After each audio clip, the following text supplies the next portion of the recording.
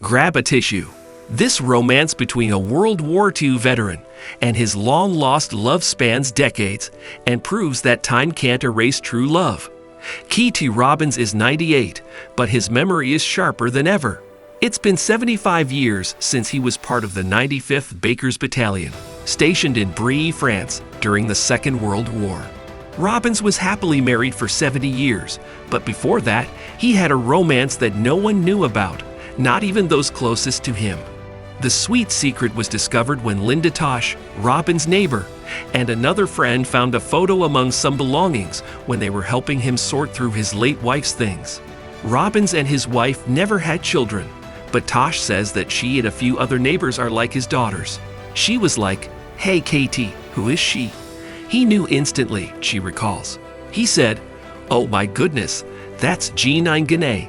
Robbins gently interrupts, "She was my first love." The unassuming start of a timeless romance. Robbins has a soft voice, and his recollection of his first meeting with Gane brings an audible smile to his words. "We took a boat to Brie and set up our tents and mobile bakery," he says. "We baked up to 3,000 pounds of bread a day. Back then, our ingredients came in huge bags and large gallon cans. We had set some large cans of lard by the fence, and a young girl approached us with 2 little kids, her brother and sister. She said, 'Mister, can we have those cans?' I said, 'Sure, but what in the world for?' She explained that her father would use the lard and then the metal from the cans. That's how it all began. A simple courtship. From there, a friendship and more grew. We became very good friends," Robbins says. She would come visit me at the mobile bakery tent every day. Her family would invite me over to their house for meals. We loved each other. Though neither spoke the other's language fluently, Robbins says they managed well. "Back then, I spoke a lot more French than I do now, and she got along pretty well with her English," he says with a laugh. A love cut short. When Robbins got word that he was being transferred to Baston, France, and would have to leave, he knew it meant the end of the courtship he cherished. "Her family had a going-away breakfast for me. It was so nice. The day I had to leave, I called her to tell her I was going. I said, 'G9, I've got to go. I don't have time to see you.' And that's when they ripped the phone out of my hand and said there was no time for calls. That was the last time we spoke. Life goes on." Robbins met his wife by mail, as he puts it, shortly after.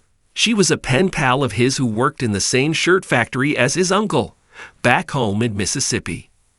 "We had a great 70 years together," he says of his wife. "I owned a hardware store for 35 years. We had a good life." But he never forgot Gane, who he says waited for him for 5 years before deciding that he was never coming back. She married and had 5 children with her late husband, who passed 30 years ago. Tosh says, "He often said to me, 'I sure would like to go back to France,' and I never thought much of it. One day, I saw a story online about veterans going back to Normandy, and I mentioned it to him. He said, 'You have to get me on that trip. I want to go.' A wish granted." Tosh says if it wasn't for the donation-based nonprofit group Forever Young Senior Veterans, Robbins never would have had a chance to reunite with his first love. The group organizes and pays for senior veterans to fulfill lifelong wishes to return to battlegrounds or meaningful places from the past, called trips of honor. One of the veterans that was supposed to go dropped out, and he got the last seat on the plane, explains Tosh. The questionnaire they gave him asked if there was anyone he wanted to find while there, and he listed G9. "We tried to tell him it wasn't for ex-girlfriends but for other soldiers, but he refused to change it. The call that changed everything. 24 hours later, Tosh got a call. They had found Gane in a nursing home in Metz, France. She was 92. Her family first denied that their mother had ever been in a relationship with Robbins, but once Gane saw the photo of herself with him, she confirmed that she had.